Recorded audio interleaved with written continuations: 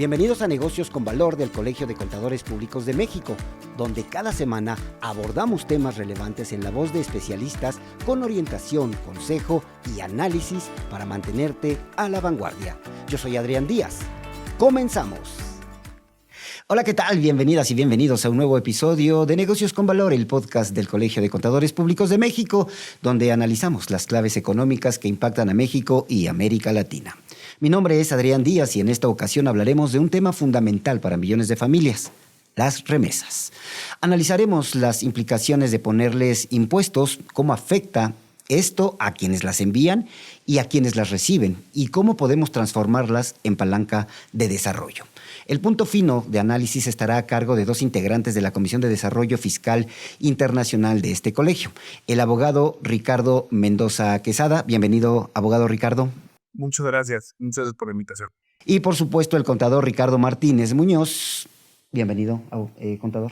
Gracias por la invitación y por el espacio. Ambos tienen una gran experiencia en sus ramos y como directores en firmas nacionales e internacionales de abogados y contadores respectivamente.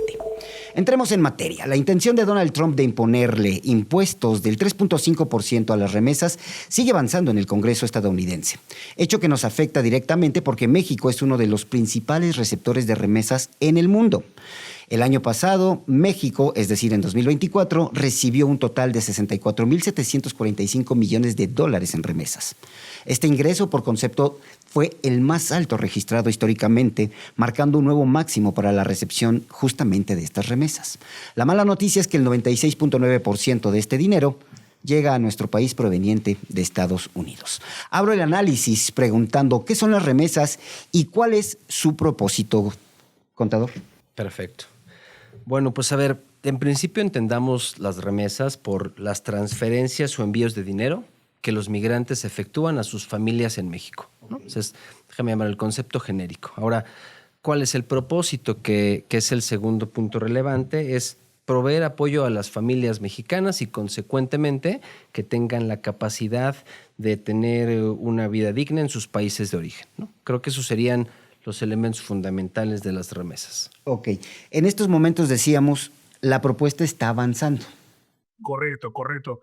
Esto es sumamente importante porque no es que ya se haya definido de manera irrevocable que existe un impuesto sobre las remesas que envíen aquellos migrantes indocumentados, que realmente es el propósito, a México a un impuesto del 3.5%. De hecho, déjame comentar rapidísimamente que, esto forma parte de un bill que envió el presidente Donald Trump que se llama, y desde el nombre es muy indicativo de lo que busca con esto, se llama One Big Beautiful Bill, una gran iniciativa hermosa, ¿no? Y forma parte de este discurso nacionalista, patriótico, demagógico que trae el presidente Trump, de combatir un poco el ingreso ilegal de migrantes a Estados Unidos. Entonces, Pues esa es la esencia directamente. absolutamente, y forma parte de un paquete de varias acciones que propone implementar. Entonces, hay que decir, tiene una mayoría, me parece, lo suficientemente cómoda como para que esto se apruebe. Sin embargo, no hay que pasar por alto. Tú decías ahorita el 3.5%, venía del 5%, ¿no? Originalmente, ya lo bajaron en la Cámara de Representantes al 3.5%. Vamos a ver si el Senado baja aún más o si pasa. Esta es una medalla que se colgó el gobierno mexicano diciendo, logramos bajarlo al 3.5%. Yo creo que difícilmente fue por el gobierno mexicano, pero lo menciono bien y hay que tenerlo en cuenta como contexto, ¿no? Claro, contador, hay que entrar justamente en el marco legal justamente de esto que se está proponiendo, que bien hacemos la aclaración. ¿Cómo viene justamente ese marco legal y cuáles serían los puntos finos para poder conocerlos? Claro. Bueno, pues entramos en materia y la realidad es que efectivamente nace como una medida recaudatoria. En el camino de la charla iremos viendo qué tan eficaz se va a volver esta medida, pero realmente es un impuesto directo del 3.5% a todos los envíos de remesas que se efectúan de Estados Unidos hacia México. Y hacia otros países. Y hacia otros países, estamos pero hablando en el caso ahorita particular, claro, de México, ¿no? Oye, y un tema importante es que esta iniciativa dispone la obligación a los proveedores de servicio del envío de remesas de retener el impuesto. Esto quiere decir que las instituciones financieras encargadas bancos, de mandar el dinero, de recibir el dinero en Estados Unidos. De tomar el dinero y enviarlo a México Western Union, por ejemplo, y cualquier otra institución, serían las obligadas a hacer esta retención, ¿no? Aquí empieza el camino interesante, ¿no? Porque tienes que efectuar la retención y únicamente se prevé la exención del impuesto cuando se trate de nacionales o residentes en Norteamérica. Pareciera que estas dos personas, naturalmente, no tendrías que retenerles el impuesto. Los nacionales, evidentemente, tienen la nacionalidad. Correcto. Los residentes, las famosas green cards. Correcto, ¿no? Entonces, en ambos casos no tendrías la retención del 3.5 que estamos hablando. Sin embargo, para que estas instituciones o proveedores de servicio no retengan el impuesto, tienes que obtener una calificación, como una aprobación de las autoridades o del fisco federal, ¿no? Y esta aprobación, de manera general, lo que establece la reforma es que tienes que enviar un escrito a las autoridades mencionando que te obligas a verificar el estatus de las personas que envían las remesas.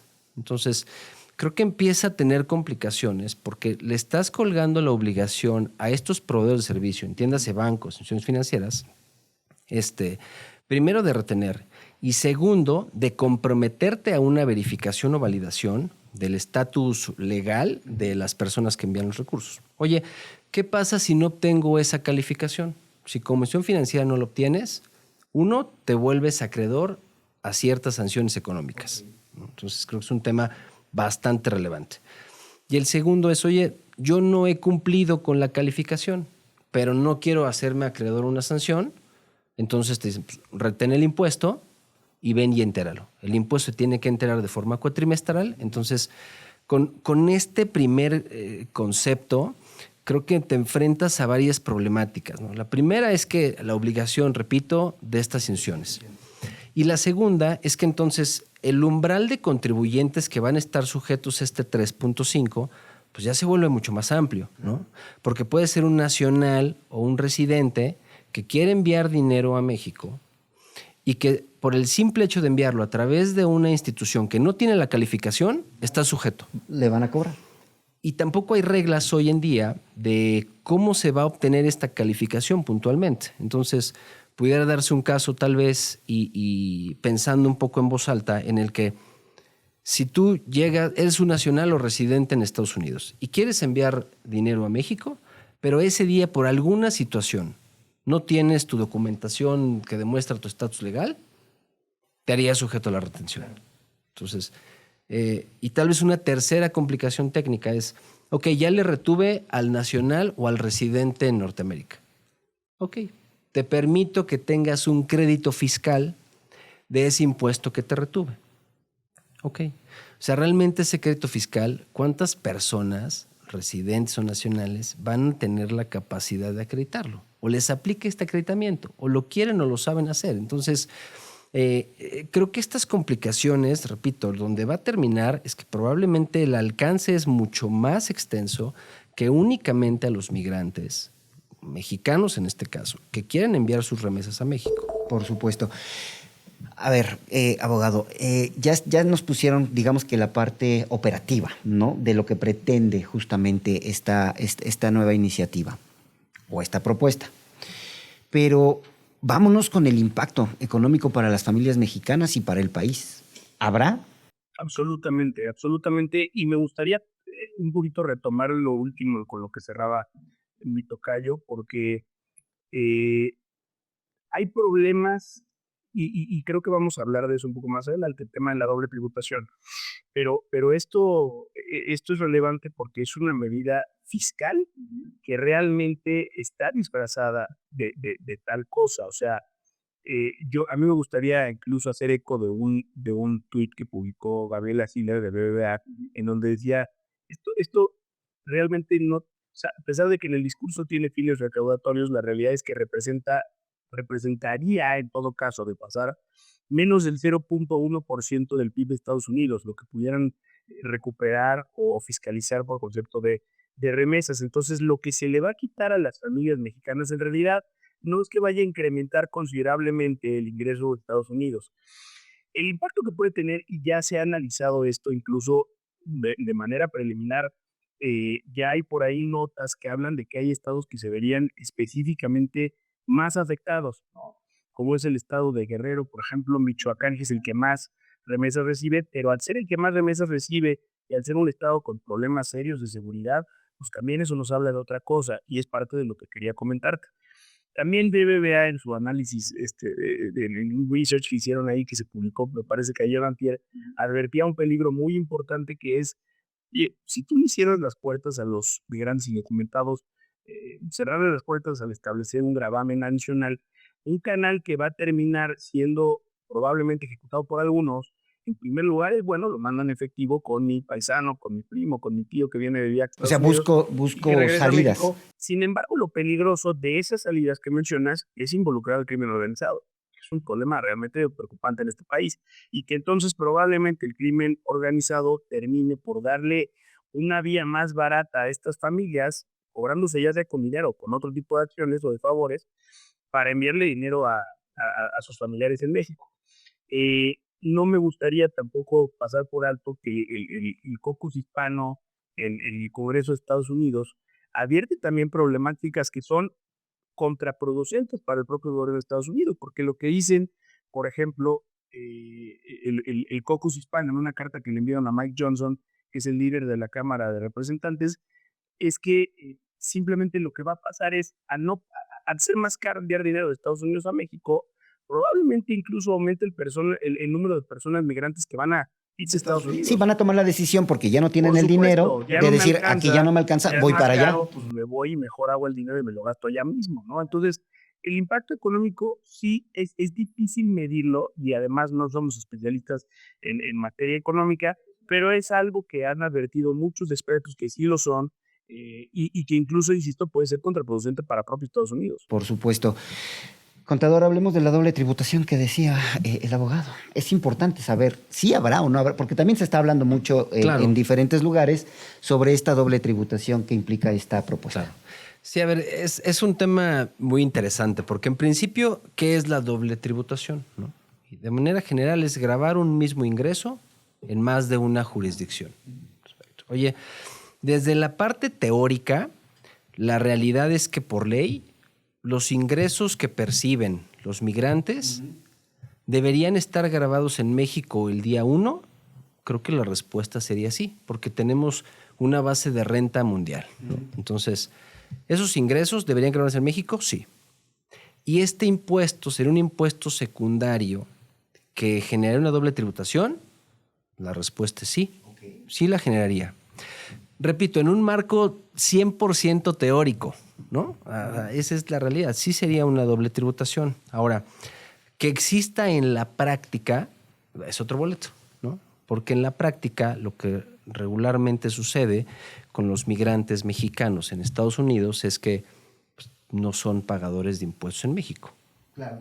Entonces, en la práctica creo que no existiría una doble tributación. Y también es uno de los puntos que se ha comentado en el Congreso en Estados Unidos, donde dicen, oye, pues es que realmente estas personas percibimos, creemos que no pagan sus impuestos en México. Este impuesto no se paga. De hecho, Entonces, déjame complementar tu comentario rapidísimo. Claro. No solamente no pagan, no tienen una cuenta bancaria en México, ¿no? O sea, no cuentan con un servicio financiero en México y cuentan en Estados Unidos con una cuenta formal financieramente hablando, una cuenta de banco. Correcto. Porque su trabajo los obliga a recibir su dinero a través justamente de esta cuenta. Claro. Si no, la verdad es que la educación financiera en México es tan vaga, tan pobre, que a ellos no les importaría seguir teniendo los dólares en su casa, sacar la cartera, ir al centro de envío y seguir mandando así su dinero, ¿no? Claro. Sí. A ver, entonces, hablar de esta teoría de la doble tributación, pues creo que todavía es muy lejano. Claro. Por la situación en la que se encuentran estas personas, los migrantes, ¿no? Por supuesto. Pero en la teoría, repito, pues sí existiría, pero creo que en la práctica eso no se da. Sería complicado, ¿no? Entonces, que se diera, ¿no? Vaya, salvo que lo veas distinto, tocayo. No, me gustaría abonar este tema que me Por parece que favor. es central precisamente por el foro donde los encontramos. A ver, a mí me parece, coincido y suscribo completamente los argumentos que da Ricardo y me gustaría simplemente establecer, cuando hablamos de doble tributación jurídica, como bien lo describió Ricardo, hay un presupuesto de formalidad ¿no? Pero ahí estamos hablando de empresas, de personas que pagan impuestos. Y para que se dé un escenario de doble tributación, lo primero que hay que hacer es tributar. Em, a veces parece que se nos olvida la precariedad muy desafortunada y la situación específica y material en la que viven estas personas y sus familias en México. Es decir, no se trata, digamos, mayormente de personas que paguen sus impuestos de manera ordenada, que tengan un contador, que cuenten con una contabilidad. Se trata en muchos casos de personas que, por ejemplo, ahora comentabas, reciben su dinero en cuentas bancarias en Estados Unidos. A veces ni siquiera, a veces les pagan en efectivo o en Claro, dólares en claro. Estados Unidos. Y esto es un punto bien importante porque uno de las críticas que trae no solo la presidenta, sino también el secretario de Hacienda es que se va a dar una doble tributación, ¿no? A mí me gustaría de ahí desmenuzar un par de puntos. El primero es, no podemos olvidar ni pasar por alto que Estados Unidos, como México y como cualquier país en el mundo, es soberano. Es soberano de establecer las contribuciones que quiera para hacer frente a sus gastos públicos. Y si Estados Unidos quiere establecer un impuesto a las remesas, jurídicamente lo puede hacer si pasa por el procedimiento de sanción de leyes que tiene que pasar, como parece que será el caso. Entonces, no podemos cuestionar a Estados Unidos la legalidad y la validez del impuesto que imponga. Ahora, decir, y me parece que ahí está lo peligroso, el segundo punto que quiero decir es decir que el problema de que establezca este impuesto es que hay una doble tributación, me parece equivocado. Y me parece que ni Pues hay que siquiera, aclarar que no. por supuesto, me parece que es algo que ni siquiera debería pretender utilizar el gobierno mexicano como argumento para tratar de invalidar este nuevo impuesto. Por lo que decíamos, de entrada, pues no necesariamente está pagando impuestos ese ingreso en Estados Unidos. Probablemente no lo pague en México. Y hay un punto adicional que me gustaría traer. Apenas ayer hay un diputado de Movimiento Ciudadano, Francisco Sánchez, que presentó una iniciativa para pretender exentar completamente las remesas a las personas que los llevan en México, como una forma de hacer frente, de dar una respuesta al impuesto en Estados Unidos. Decir, bueno, acá qué hacemos para ayudar a los mexicanos, vamos a exentar todas las remesas que vengan de Estados Unidos. La realidad, otra vez, parece que nos estamos apartando de lo que pasa en el mundo real. La gente no paga impuestos por esas remesas, no es una fuente, es un ingreso que incluso computa para efectos del PIB, pero no es un ingreso que le esté generando recaudación al Estado No, mexicano. ojo, Entonces, paga comisión por el pago. y esas comisiones las cobran no al Estado mexicano, las No, cobra una las entidad empresas privada, privadas, claro. que es una empresa formal y que está regulada. Pero de nuevo, me parece que llevar esto por un problema de doble tributación es equivocado porque no se actualiza, como lo decía el tocayo en la práctica, y no es un argumento que vaya a ser válido y que vaya a ser legítimo, tenga peso, porque me parece que lo estamos hablando ahora. Seguramente se lo responderán los congresistas a los cabildeos del gobierno mexicano. Por supuesto. Oye, tal vez por último, déjame ir al caso utópico donde tienes un migrante que sí pagara sus impuestos en México, tocayo. Paga sus impuestos en México, presenta su declaración anual y aparte le vamos a aplicar su 3.5% en las remesas. Oye, también creo que darse ese caso, hoy tienes mecanismos, entiéndase los tratados bilaterales, los tratados internacionales, que ya tienen mecanismos particulares Para proteger. para tener un acreditamiento o una deducción, una disminución. Entonces, mecanismos para eliminar esa doble tributación ya existen hoy. O sea, no necesitarías un documento adicional ni que llegue algún senador a decir los vamos a exentar. No es necesario y no sería necesario si estuvieras en un supuesto de doble tributación. Cerrando el tema de la doble tributación, que queda extremadamente claro. Y a mí me llama la atención algo que han comentado ambos. Hay posibilidades de que pueda bajar en el Congreso el 3.5, si ya fue del 5, ya bajó el 3.5. ¿Qué papel juega entonces la Embajada de México en Estados Unidos? ¿Qué papel juegan los diplomáticos? ¿Qué papel juegan los políticos en este panorama? Si me permite, yo voy a contestar algo, me parece un golpe de realidad, pero me parece que poco. La presidenta de México ha amenazado incluso con, y así lo dijo, movilizaciones, ¿no? En caso de que pasara el impuesto. Tuvimos un ejercicio con el tema de los aranceles en donde convocó a una reunión, digamos, hizo una convocatoria masiva a Palacio Nacional, al Zócalo, eh, y me parece que el efecto que eso tuvo en el presidente Trump y en los legisladores de Estados Unidos fue absolutamente nulo, ¿no? Es cierto que el secretario de Economía, Marcelo Ebrard, está actualmente allá. No sé si el secretario de Relaciones Exteriores también está en Estados Unidos.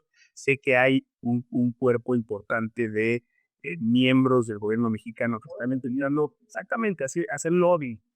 La verdad es que me parece que esto es un problema que rebasa a México por dos razones. La primera es un problema que abarca de entrada toda América Latina, aun y cuando México, desde luego, es el principal afectado en términos, digamos, cuantitativos. Sin embargo, lo que esto le va a hacer a otros países de América Latina, hay países de América Latina en donde la cuarta parte de sus ingresos del PIB son remesas, ¿no? De Centroamérica. Claramente la afectación es mayor.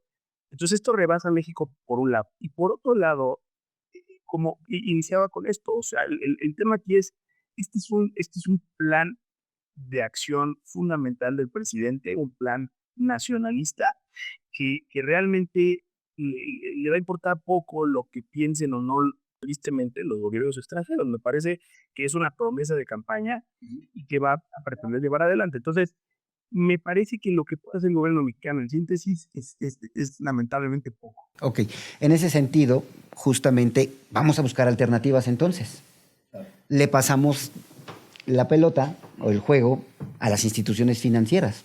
Podrían entrar en una negociación, podrían buscar alguna alternativa para optimizar el envío de remesas. ¿Qué podemos hacer ahí? Vaya, creo que hay varios puntos y en principio, y retomando algo de lo que comentaba Ricardo, es cierto que nace como una medida recaudatoria, pero probablemente el espíritu naturalmente, o como yo lo percibo, es desincentivar la migración. Esa es la realidad, ¿no? Oye, de manera muy ineficaz, pero es la medida que están buscando. Creo que medidas para fortalecer el proyecto debería ser incentivar el mercado laboral mexicano. Naturalmente, es una de las medidas que tienen que suceder, tendría que ser desde aquí.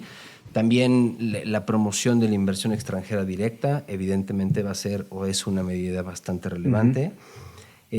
Y las instituciones financieras o los proveedores de envíos, los proveedores de servicio de envíos de remesas, yo creo que difícilmente podrían aportar algo. Si bien, como lo platicamos, van a estar afectados por este proyecto de reforma, veo difícil. Claramente debería existir una reacción negativa de ellos por las obligaciones que le están imputando a raíz de este proyecto.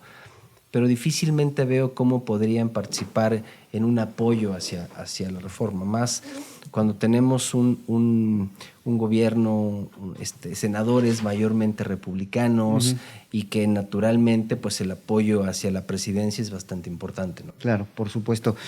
En ese sentido, abogado, vamos a entrar entonces en este tema ya de impacto al bolsillo, ¿no?, de los mexicanos. Ya vimos alternativas, ya vimos cuestiones legales, ya vimos prácticamente pues, la esencia de lo que es la reforma o la propuesta, pero a los que están por recibir dinero, también tenemos que empezarles a decir cuáles alternativas pueden tener para empezar a protegerse sobre este asunto. Sí, es un tema bien complejo porque nuevamente hablamos de un sector informal, de un sector marginado. Eso sí lo ha dicho atinadamente, me parece, la presidenta de la República. Los que más van a estar impactados por esta medida pues son la gente de escasos recursos, que es la gente que termina generalmente ingresando de manera ilegal a Estados Unidos y va a tener impactos en el sector de consumo y en el sector de servicios. Generalmente, y hay estudios que lo respaldan, realmente todos estos gastos se van a vivienda, escuela, gastos de salud, gastos de manutención, de canasta básica.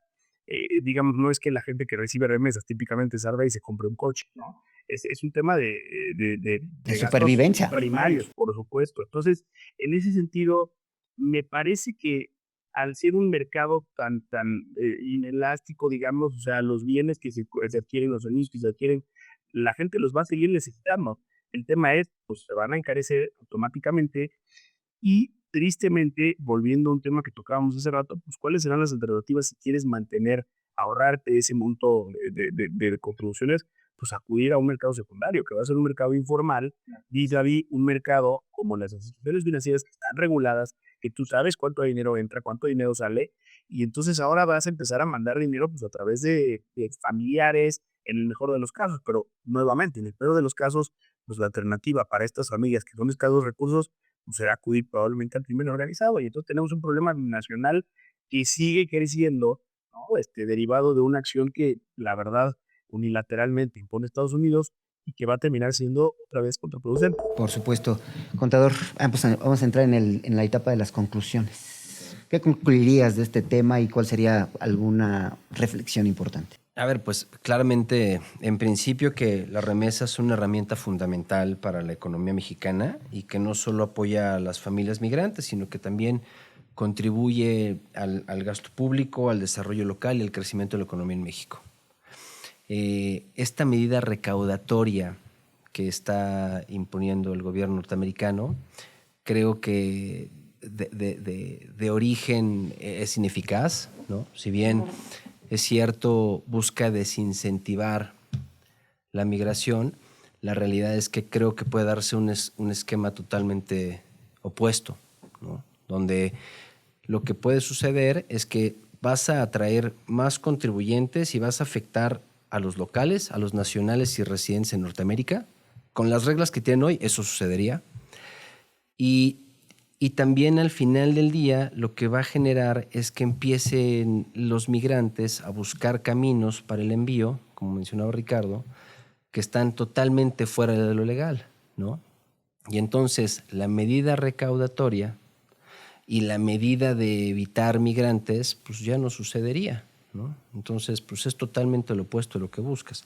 Y en adición, y creo que lo comentamos también hace un rato, lo que va a suceder es que pues, ya no voy y gasto en México.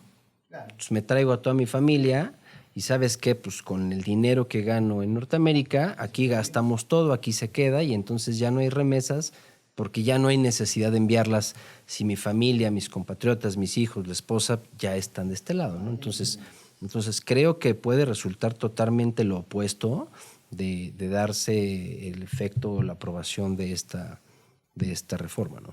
Tu conclusión, abogado. Muchas gracias. Yo, a ver, para no ahondar en lo que ya dijimos, me parece que simplemente enfatizaría la relevancia que tiene contextualizar esto con lo que está pasando en Estados Unidos.